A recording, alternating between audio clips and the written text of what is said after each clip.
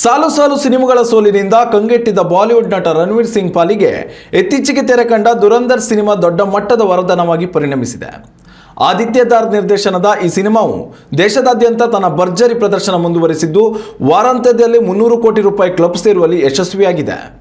1999ರಲ್ಲಿ ನಡೆದ ಕಂದಹಾರ್ ವಿಮಾನ ಅಪಹರಣ ಪ್ರಕರಣ ಹಾಗೂ 2001ರ ಸಂಸತ್ತಿನ ದಾಳಿ ಘಟನೆಗಳ ಸುತ್ತ ಈ ಸಿನಿಮಾದ ಕಥೆಯನ್ನು ಹಣೆಯಲಾಗಿದೆ.